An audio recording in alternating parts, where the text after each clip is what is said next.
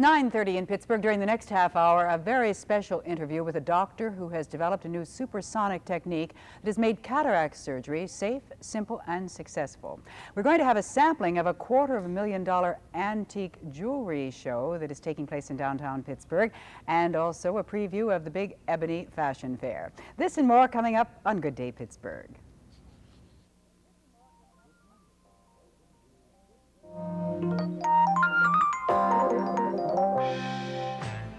Good morning. Welcome to Good Day Pittsburgh with Eleanor, Schano White, and Tom Peterson with news. Good morning, everyone. Wednesday, October 10th. You've heard of frost on the pumpkin. How about snow flurries on the petunias? Believe it or not, we did have some snow flurries and some sleet in Pittsburgh early this morning. Let's just get rid of that rain in Baltimore so the Bucks can get out there and beat those Orioles tonight. We're going to check in with Tom Peterson now. He's ready with the early morning news update. Good morning, Tom. Good morning, Eleanor, and good morning, everyone. Teachers in the Mohawk School District went out on strike this morning. The teachers in that Lawrence County district went out after having worked more than a month on a contract extension. Court-ordered talks, meanwhile, have been ordered for tonight in Bethel Park school strike, but not much has come out of court-ordered negotiations in the Mount Lebanon and West Jefferson Hills school strikes here in Allegheny County. Earlier, it had been reported that some progress was being made in the West Jefferson Hills school teachers' strike. Meanwhile, a judge has ordered negotiations in the Chartiers-Houston school district strike in Washington County. The Pittsburgh City School Board will conduct a public hearing tomorrow morning in hopes of getting public input into some new desegregation plan for the district. The State Human Relations Commission is demanding that a new plan be submitted by month's end. It is known that both the administration and the school board have been working behind closed doors on at least 3 different plans that would change the structure of the elementary, middle, and high school levels. The board faces contempt of court if it does not come up with a workable plan after the magnet school plan had been rejected last July. In political news here in Allegheny County, Republican County Treasurer candidate Barbara Hafer has accused the County Treasurer's office of scandalous misuse of public monies. She says there should be some surprises in an upcoming audit to be released soon on the Treasurer's office that was conducted by the County Controller's office. Retiring Treasurer Ed Cook, though, says he welcomed an audit by the County Controller, but says the results will show no surprises. Common Pleas Court will conduct a hearing tomorrow into whether County Coroner Dr. Cyril Wecht should turn over private records of the morgue to the County Controller. The State Supreme Court so ordered yesterday on a petition by County Commissioner Bob Pierce. Wecht, meanwhile, called Pierce juvenile and said he lacks integrity over the filing of that petition in efforts to get him to reveal those private records of his. Duquesne Light Company's 2,900 workers, represented by 6 local IBEW unions, are voting today on a new contract with that local utility. The employees in Allegheny and Beaver counties have been working for 1 week under a contract extension. Doctors at Veterans Administration Hospital out in Oakland say they have uncovered at least 14 cases of Legionnaire's disease here in Allegheny County since last February, but that in most of the cases the victims died of other diseases rather than from Legionnaire's. Officials say there is no reason to panic. PennDOT Secretary Dr. Thomas Larson says PennDOT will need more money to maintain operations throughout the state because of more fuel-efficient cars and the fact that people are driving less, that all contributing to a decline in gasoline sales. He says he'll call for a percentage tax hike on gasoline early next year, much like that one proposed by Governor Dick Thornburgh but rejected by the legislature, so that when the price of gasoline goes up, so will the dollars flowing into the state treasurer's office. And Allegheny County, speaking of taxes, has gone to a system of taxing real estate and property at 25% of fair market value rather than the current 50%. Mellon Bank, Pittsburgh National, and Equibank have all followed the lead of several of the nation's largest banks in raising the prime interest rate to 14.5%. The action came yesterday and caused a heavy decline on the stock market yesterday, worst decline since the recession of 1974. A Fayette County man, 62-year-old James Ruley of Vanderbilt, was killed yesterday when his private plane crashed into a mountainous area just east of Uniontown in Fayette County. The State Senate has approved a 3-bill package that calls for judges to review all placement of children outside their homes to ensure that the interests of the child are always being served. The bills were sponsored by Senator Michael Schaefer here of Allegheny County. In sports, as Eleanor had talked about earlier, the weather looks much better tonight in Baltimore for the first game of the World Series, postponed last night because of the heavy rain. The field, though, should not be in good shape tonight in Baltimore because of all of those heavy downpours. That's news and sports. Thanks for being with us. Now back to Ellie. Thanks, Tom. Time to hit the American Trail now with our roving reporter, Don Jack. Don't know exactly what he has in mind this morning, except he has entitled this installment, Bristol in Tune with Time. American Trail, presented by Agway and its farmer owners across the Northeast, growing food for America. As the hour approaches, take any hour, but the ones after 3 o'clock seem to be the best. You may want to step inside at 100 Maple Street in Bristol, Connecticut. The reason? 100 Maple is the address of the American Clock and Watch Museum. And of course, on the hour, the clocks strike.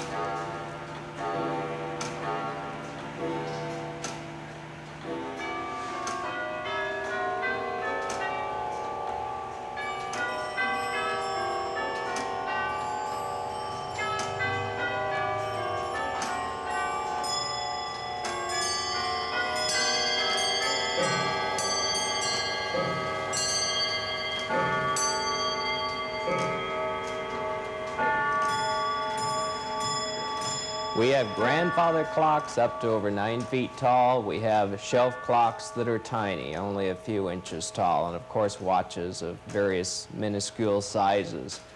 But most every type of clock that was made in America and several in foreign countries are represented in our collection. It would not be inappropriate or uncomplimentary to call Chris Bailey a clock watcher. As curator of Bristol's American Clock Museum, he and his staff keep 900 timepieces on display. 200 of them they keep ticking and chiming, and the clocks keep ticking and chiming every hour on the hour. Chris, do people just come just to hear the clocks strike? They sure do. They often come to the back building and just sit here waiting for them all to strike. About 200 go off at the same time. Well, that's right. Part are in the front building, but it makes quite a sound, and especially at noontime. What are all these clocks doing here? Well, Bristol was a great clock-making center, especially in the last century. Bristol clocks were shipped all over the world, and we are here to help preserve that history, which is really pretty much dead as far as the United States and clockmaking. Back in the days when the clockmakers were making these gigantic, massive clocks, how many would they turn out in a week, a year? Well, in the 1790s, a clockmaker might have made 20 clocks in a year. In later Victorian times, they could be made by machines, and they could produce thousands. What happened to Bristol, the clockmaking industry? Well, the clockmaking industry has pretty much died in America, and it has in Bristol. One time in the last century, there were over 275 firms which manufactured or sold clocks, and today that has completely disappeared from the scene. We're what are left to preserve that history. Bristol at one time was a clockmaking center. Even though it no longer holds that title, the grand old craft of clockmaking is being well remembered in the American Clock and Watch Museum in Bristol, Connecticut. That's where we are on the American Trail. The American Trail, brought to you by Agway and its farmer owners across the Northeast. Agway fertilizers enrich the soils of farmland and orchards, green the lawns and nourish the gardens of Northeast homeowners. Agway fertilizers, helping things grow on the farm, around the home. One of the oldest and finest jewelry stores in the city of Pittsburgh is the scene this week of a $250,000 antique and estate jewelry sale. The store is the John M. Roberts Company on Wood Street, and Bill Roberts is our guest this morning. And Bill, you have brought some beautiful, some interesting pieces from, well, from all over the world, right? That's correct. And the prices are quite interesting. This is not just a show, it's also a sale, so you can go down and look, but you can also buy. And I think it would be interesting to show the range of prices. This is the most expensive piece, and this is the most inexpensive. That is correct. This is a Chinese piece dated around 1600. In the center we have white sapphires, and around the back you can see the beautiful enamel black, red and white colors. Just an exquisite piece. Isn't that magnificent? At 1600. And the price tag on this? Is $2,200. $2,200. Yes. Now that's the most expensive piece that you brought with you this No, I morning. have one here, emerald and diamond bracelet set in platinum, about 7 carats of emeralds, 8 carats of diamonds, And the price there is $17,000. $17,000. That is a beautiful little trinket. Just beautiful. Now, I think if we can move over here to the right, maybe this is something that is more within, within our price range. What do we have here? Here's a pretty little ring, 14 karat, with a little ruby, sapphire, and green emerald. And the retail price of this is only $70. $70. So if you want to spend $70 or $17,000, Bill can satisfy your needs. Okay, let's look at some of these other pieces, Alrighty. Bill. We have here beautiful, beautiful This ring. is an amethyst surrounded by a cluster of full-cut diamonds, approximately 3 carats. This ring is $25.50. It's satin platinum. Now, this jewelry, they're not all antiques. As you say, No, some of these are from estates. Oh, here's a beautiful pin. That is China, once again, Oh, actually, it's a 1600. pendant, or It's a it could be pendant made into a or pin. a charm or a pin. And notice all the beautiful enameling work. Of course, they're famous for this, and even on the back, you could wear it either 2 ways. Has seated pearls with a beautiful gold design in the back. The price of this is what? To get our eye doctor Oh, over my, here, I yes, think we we'll need need his him. help. That is $1,500. 1,500. Okay, and the piece down here in the front, this. That is a Chinese sterling and gold necklace, and all these little items right here are symbols that represent a part of a Chinese family. And that is around $1,400 to $1,500. Okay, and we have this last piece. Now, this of is kind bracelet. of pretty. This is an English 1600 made in England with old little pearls, little rose-cut diamonds, and amethyst. Done in 18 karat. It's a bangle bracelet.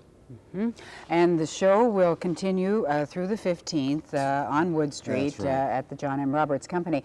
What about people who have some jewelry that maybe they have just come across and they really don't know whether it's valuable? They know that it's old. Now, just because something is old doesn't mean that it's valuable, does it? Probably the best thing to do is bring it in, have it appraised, then you can have a true value, the date, the year, and this is a good help for insurance, for loss, or anything else. And you do offer that service. Yes, we do. How about having jewelry cleaned and repaired?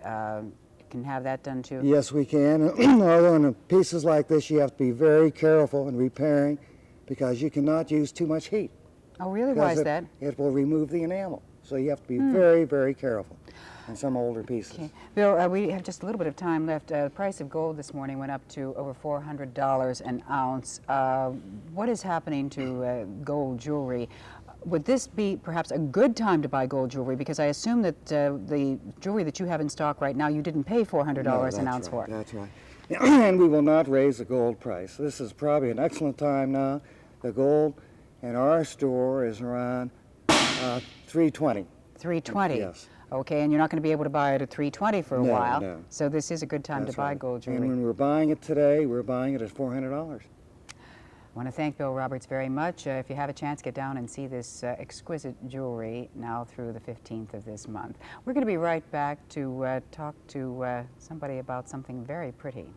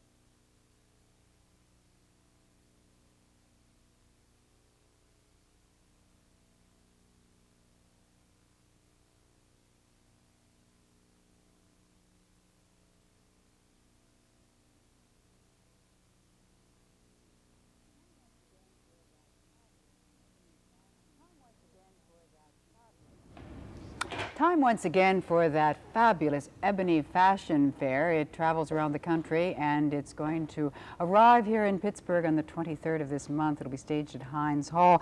And Mary Jones from the Pittsburgh Young Adult Club has joined us this morning to chat about the Ebony Fashion Fair. The theme this year, it's called Color Explosion, and it sounds marvelous because this is all haute couture fashion, Givenchy and Dior and Yves Saint Laurent, right? That's correct. The show travels, 165 cities? It's 175 cities within 8 months. And it's a traveling fashion show, and it's for a benefit charity. You know, each city has a charity, and this year we've chosen Selma Burke Arts Center as our charity. The Selma Burke Arts Center. Why don't you take just a few seconds to tell everyone about what happens at the Arts Center? Okay, the Selma Burke Arts Center is a cultural center.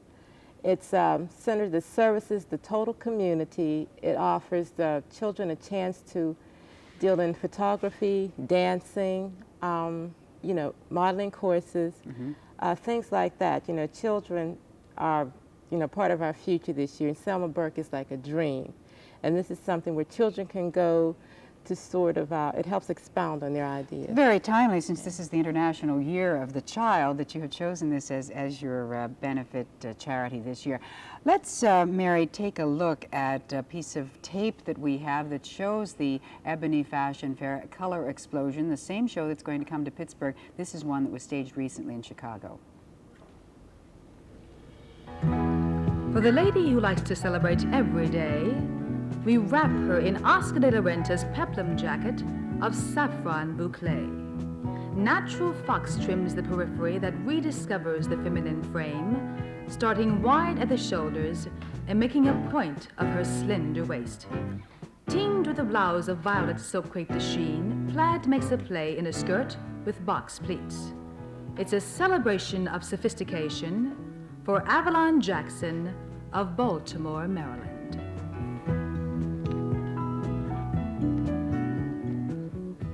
Suit yourself.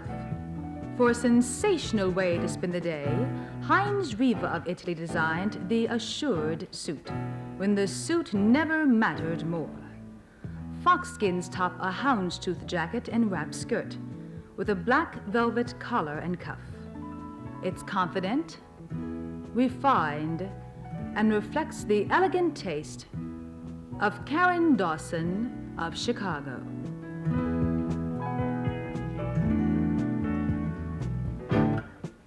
Presenting Moset's transitional weather wardrobe. This is the way to keep dark clouds on the bright side in an impermeable trench coat trimmed in blue fox. But the savviest lady knows that two are better than one, so just turn that coat inside out, over an ensemble to match. Our lovely model is Kathy Swanson of Chicago.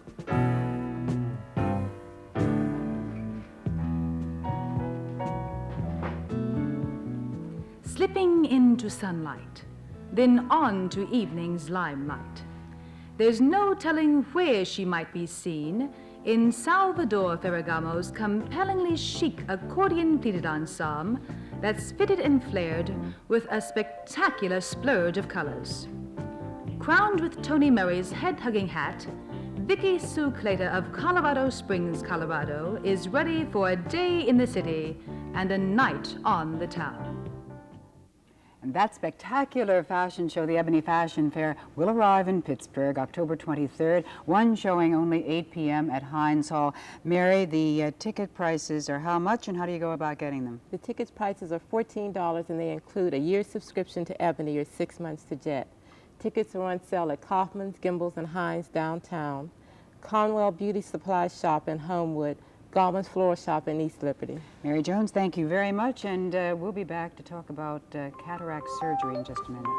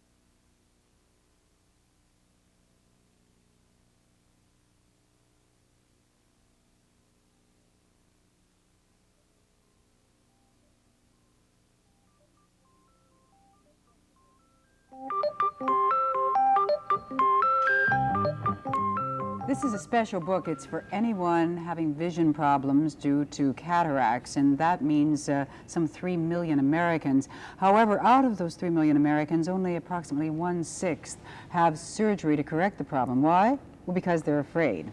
Dr. Dennis Brooks says there's no reason. In fact, he's entitled this book, Don't Be Afraid of Cataracts.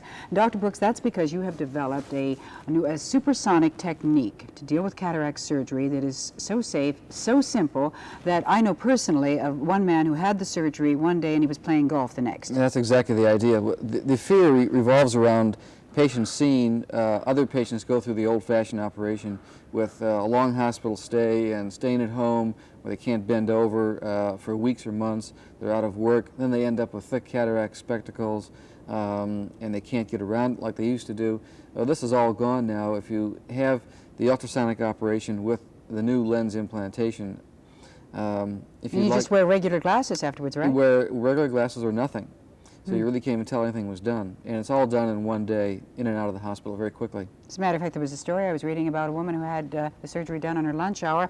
She went back to work that afternoon and typed up some letters and then went home. That's right. That's how simple it really is. It's a serious thing, but actually it's been so streamlined with this operation that the fears really should be dispelled, and that's the reason I wrote the book. Doctor, since this technique has been developed, why, may I ask, are doctors not recommending that everyone have it that have cataracts? Well, most doctors don't do the procedure at this point. We're going through a rather painful transition period, so to speak, where the old operation is still the one that's practiced by the majority of physicians. The new operation takes a lot of equipment and training and experience, and also you have to do a lot of these procedures, as we do, for example, in Philadelphia. I do approximately 30 operations a week. And we have a whole setup at Germantown Hospital for just this operation alone. You can't do the operation as a physician just once in a while. You have to do it continually to maintain your dexterity. So if you don't have a cataract practice, if you haven't limited your practice to cataract surgery and do large amounts of them, it really is not the operation of choice for the surgeon or the patient. Is the surgery being performed in Pittsburgh at the present time?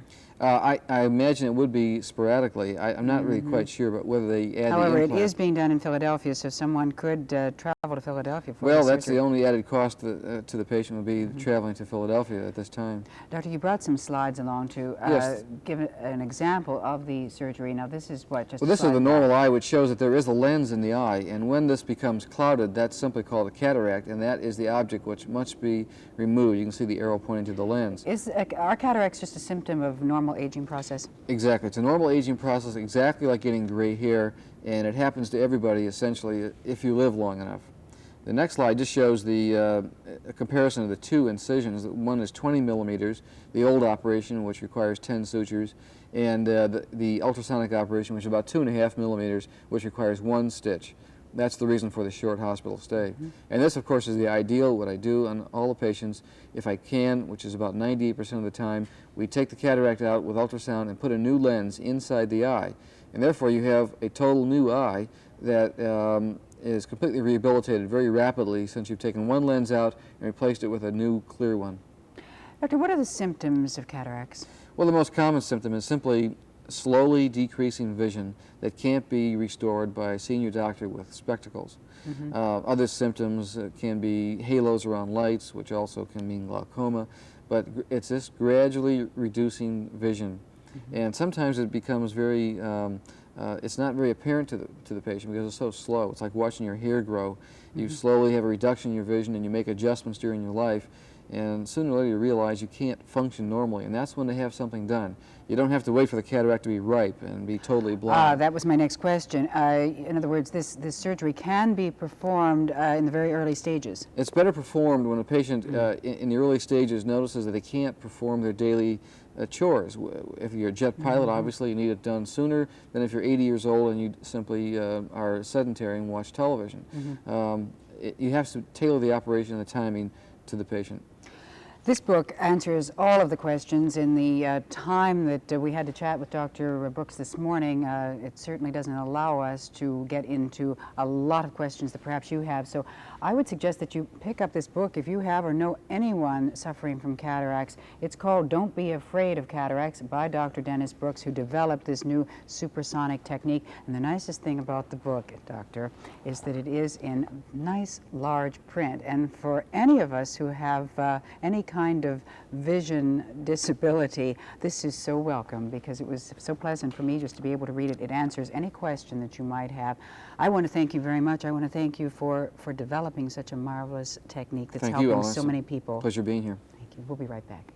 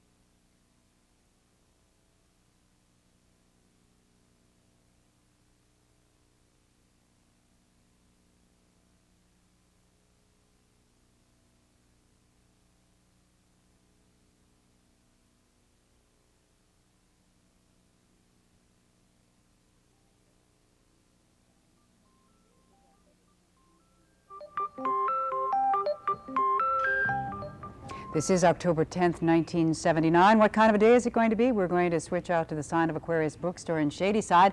That's where Harriet Friedlander is holding forth with your daily horoscope. October 10th. Aries, the more you cooperate with an older person, the more you have to gain today. Taurus, a mechanical gadget could cause a problem. See that it is repaired properly. Gemini, if you are too busy to listen to someone, you may miss hearing some important information. Cancer, some work you may do for someone can turn out to be better than you expect. Leo, take a serious attitude toward personal matters today. Postpone social affairs. Virgo, believe what you see instead of what you hear. It could be more reliable. Libra, try to overcome a delay in your plans for today. Be reasonable. Scorpio, keep a happy secret to yourself for just a little while longer. Sagittarius, you could create problems for yourself by being too cooperative. Keep a firm stand. Capricorn, it would be best to ask questions if you don't understand what someone says. Aquarius, a social matter can work out very well if you will have patience.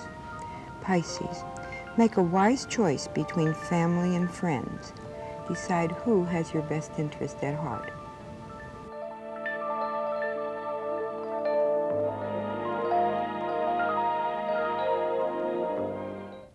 Really looking forward to tomorrow morning. We're going to welcome Dr. Martin Gallagher. He's our nutrition expert here on Good Day Pittsburgh.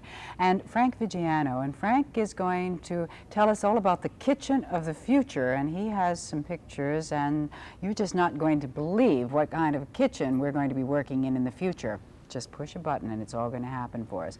Also, we're going to be talking about and demonstrating some of the newest things that you can do with food processors. So hope you'll join us tomorrow morning, 9:30 to 10, right here on TV 53. And in the meantime, keep warm and try to have a good day, Pittsburgh.